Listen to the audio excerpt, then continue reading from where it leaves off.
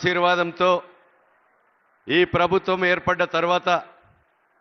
ఎన్నికల ముందు ఈ గడ్డ మీద భూపాలపల్లిలో ఎన్నికల తర్వాత అధికారంకి వచ్చినాక మొట్టమొదటిసారిగా మన నియోజకవర్గానికి విచ్చేసినటువంటి గౌరవనీయులు ముఖ్యమంత్రి వర్యులు రేవంత్ అన్న గారికి, అదేవిధంగా మన జిల్లా మంత్రివర్యులు ఐటీ ఇండస్ట్రియల్ శాఖ మంత్రివర్యులు దుద్దిల్ల శ్రీధర్ బాబు గారికి, మన జిల్లా ఇన్ఛార్జి మంత్రివర్యులు పొంగులేటి సీనన్న గారికి, ఉమ్మడి జిల్లా మంత్రివర్యులు దేవాదాయ ధర్మాదాయ అటవీ శాఖ మంత్రివర్యులు కొండా సురేఖ గారికి, అదేవిధంగా గౌరవ పార్లమెంట్ సభ్యురాలు సోదరిమణి కడియం కావ్య గారికి, అదేవిధంగా వేదిక మీద ఉన్నటువంటి కార్పొరేషన్ చైర్మన్ అయితా ప్రకాష్ రెడ్డి గారికి, ఇంకా మిగతా మాజీ పార్లమెంట్ సభ్యులు రాజన్న గారికి, వేదిక మీద ఉన్నటువంటి మా డిసిసి జిల్లా అధ్యక్షులు, వేదిక మీద ఉన్నటువంటి సోదరులు మిత్రులు, మా అక్క చెల్లెలు అన్నదమ్ములు, అదేవిధంగా పత్రికా మీడియా సోదరులు అందరికి కూడా పేరు పేరున హృదయపూర్వక నమస్కారాలు తెలియజేస్తూ ఈరోజు ఈ యొక్క మన భూపాలపల్లి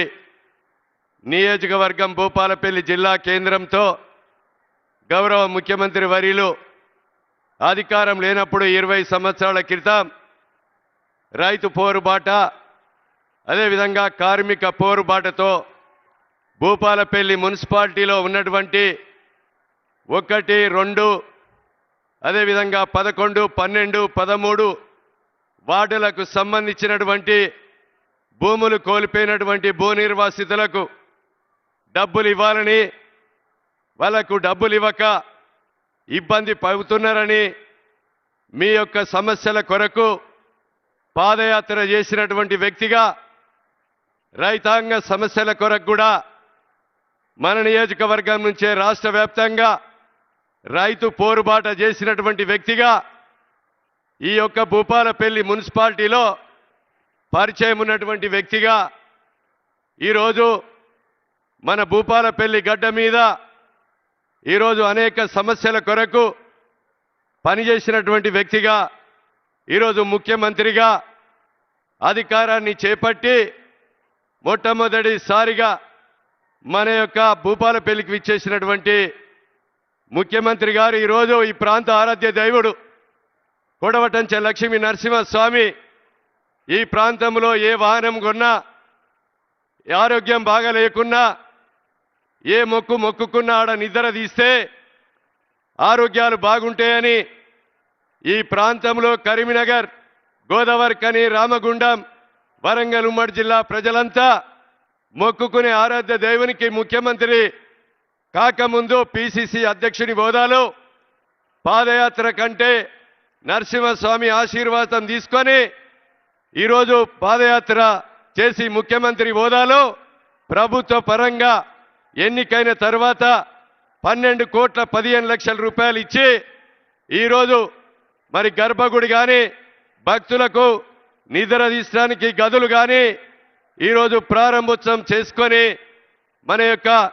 భూపాలపల్లి చెల్పూరు గ్రామంలో మన ఆశీర్వాదం కొరకు రావడం జరిగిందని మీకు ఈ సందర్భంగా తెలియజేస్తున్నాం. ఈరోజు భూపాలపల్లిలో నియోజకవర్గంలో ఈరోజు శాంతినగర్, భూపాలపల్లికి మొదటి గ్రామం శాంతినగర్లో ఓసీ2 కింద బాంబుల దెబ్బతో ఈరోజు సింగరేణితో బాధపడుతూ లంగ్స్ ఇన్ఫెక్షన్ అయి ఈరోజు ఆ పాత ఊరంతా కూడా ఇబ్బంది పడుతున్నది సార్.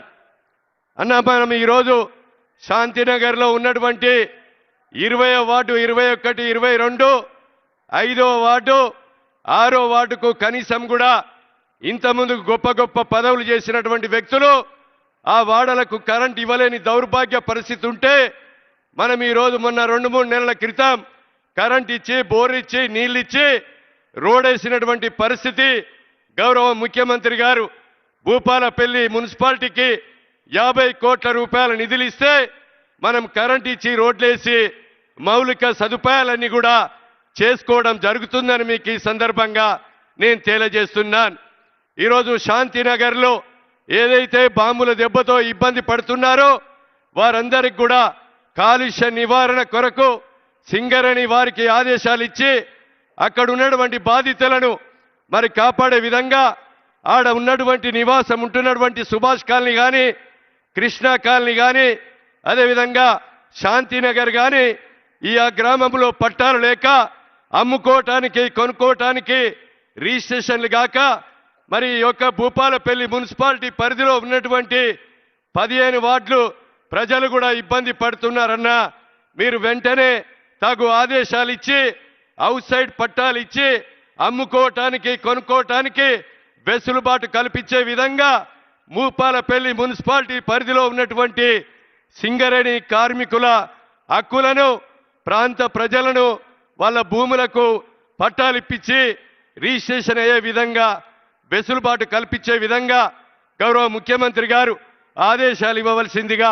మీ ద్వారా వారిని విజ్ఞప్తి చేస్తున్నా. సోదరులారా, ఈరోజు ఈ నియోజకవర్గంలో కూడా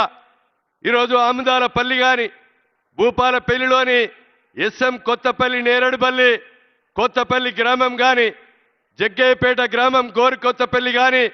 గోరుకొత్తపల్లి మండలంలోని గాంధీనగర్ నిజాంపల్లి కానీ అదేవిధంగా ఈరోజు అనేక గ్రామాలు ఈరోజు పట్టాలు కాకుండా 70 సంవత్సరాల నుంచి ఈ భూమిలో ఉన్నటువంటి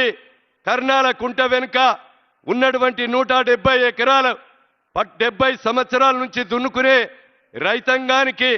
నైన్పాక శివార్లో ఉన్నటువంటి రైతాంగానికి కూడా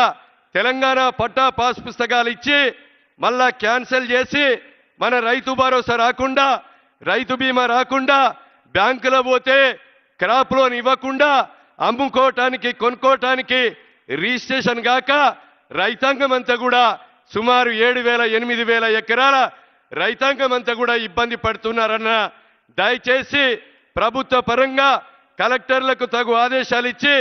రెవెన్యూ శాఖ మంత్రి గారు కూడా ఉన్నారు, ముఖ్యమంత్రి గారు హోదాలో మీరు ఇక్కడ జిల్లా కలెక్టర్ తగు ఆదేశాలు ఇచ్చి 70 సంవత్సరాల నుంచి దున్నుకున్నటువంటి రైతాంగానికి పట్టాలు ఇచ్చి హక్కులు కల్పించి రైతు భరోసా రైతు బీమా బ్యాంకులో పోతే క్రాప్ లోన్ వచ్చే విధంగా అమ్ముకోవటానికి కొనుక్కోవటానికి వెసులుబాటు కల్పించే విధంగా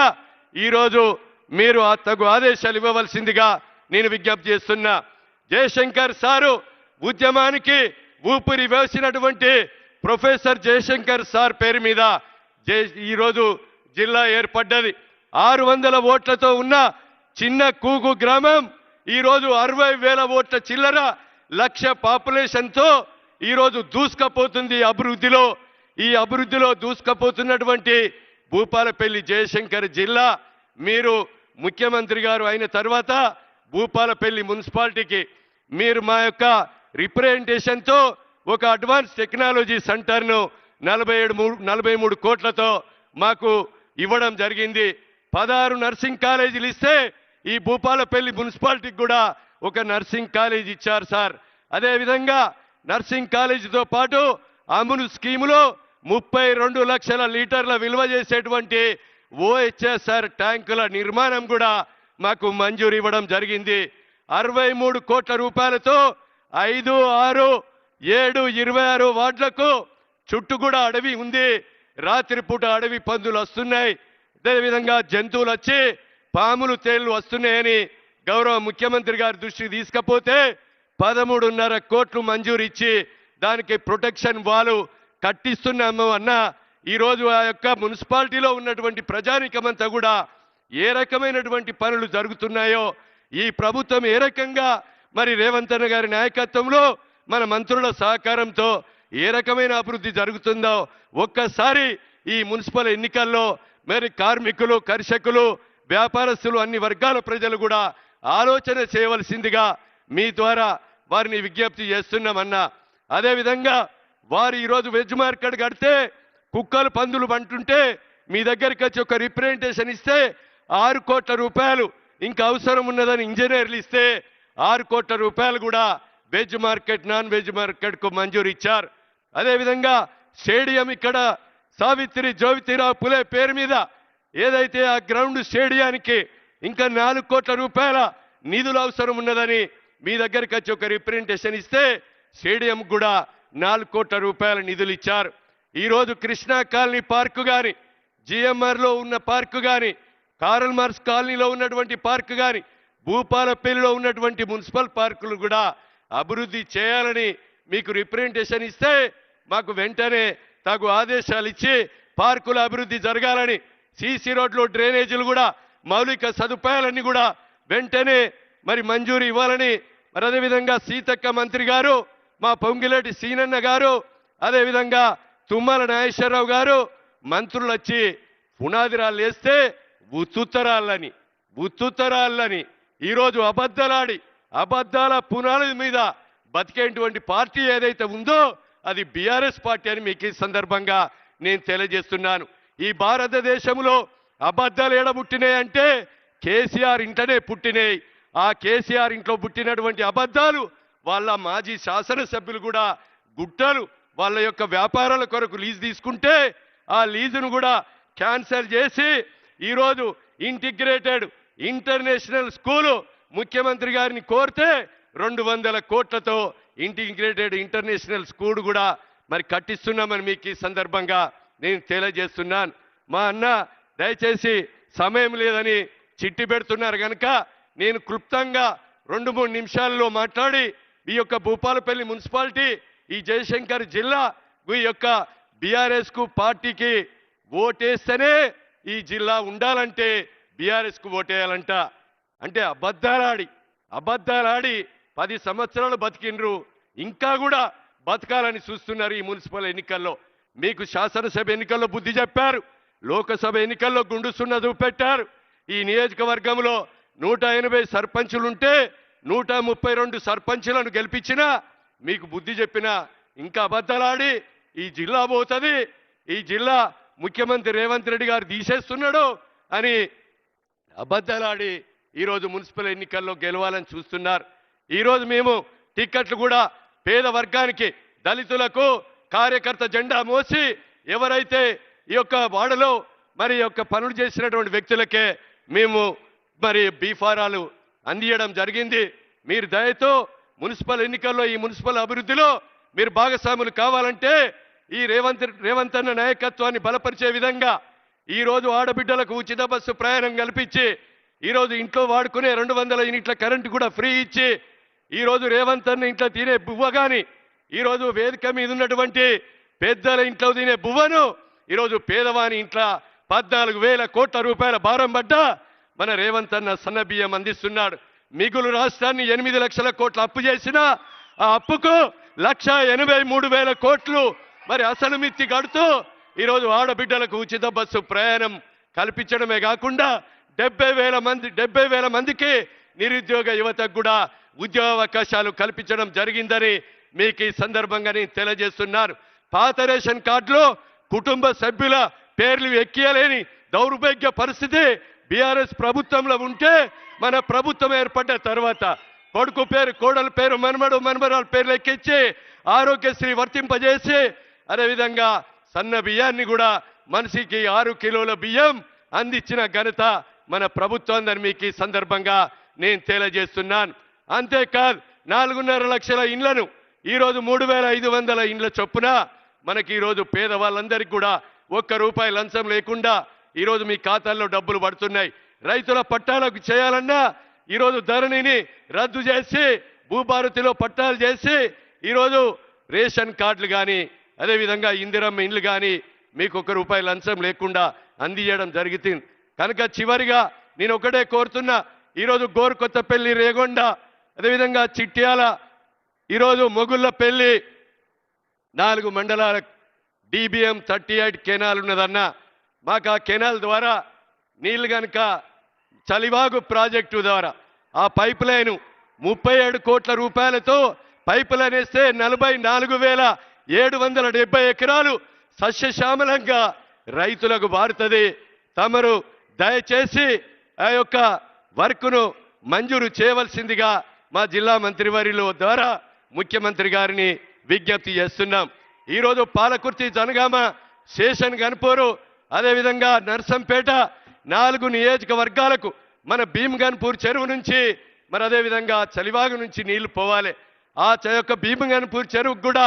వెంటనే సిమెంట్ లైన్ కావాలని ఈరోజు తమ ప్రజల ద్వారా మరి యొక్క ముఖ్యమంత్రి గారికి నేను విజ్ఞప్తి చేస్తున్నాం. గణపతి సముద్రం కాకతీయులు నిర్మించినటువంటి చెరువు కూడా, అదేవిధంగా ఈరోజు బోర్నపల్లి దగ్గర చెక్ డ్యామ్ కానీ, జూకల్లో చెక్ డ్యామ్ కానీ, మొన్న తుఫాన్ వచ్చి మోరంచపల్లె కాడ 1100 పశువులు చనిపోతే, అదేవిధంగా 124 చెరువులు తెగితే 7 నెలల వాళ్ళకు సమయం ఉన్న 124 చెరువుల మీద ఒక ఇసుక బత్త కూడా నింపలే. తమరికి ప్రమాణ స్వీకారం చేసిన రోజున్నే ఒక దరఖాస్తు ఇవ్వగానే 30 కోట్ల రూపాయల నిధులు ఇచ్చి మంజూరు చేసి 124 చెరువులను శాశ్వతంగా మరమ్మతులు చేయించిన ఘనత ఈ ప్రభుత్వాన్ని అని మీకు ఈ సందర్భంగా నేను తెలియజేస్తూ, ఇంకొక 2 చెరువులు ఏదైతే గొర్లవీడులో ఇందిరా సాగర్ ప్రాజెక్టు 1500 ఎకరాలు ఉంది,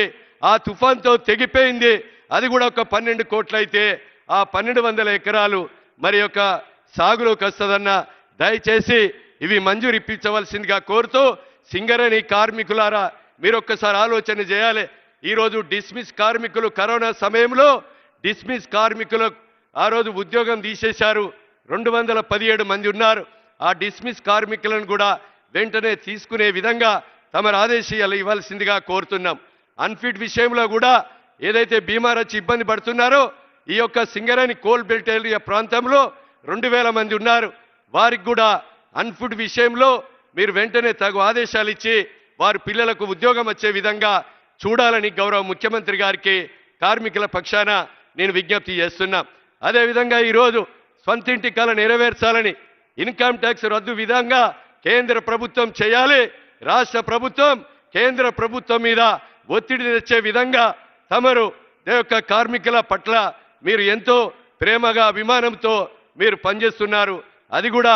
అమలు చేయవలసిందిగా నేను కోరుతూ, పేరు మార్పిడి విషయంలో కూడా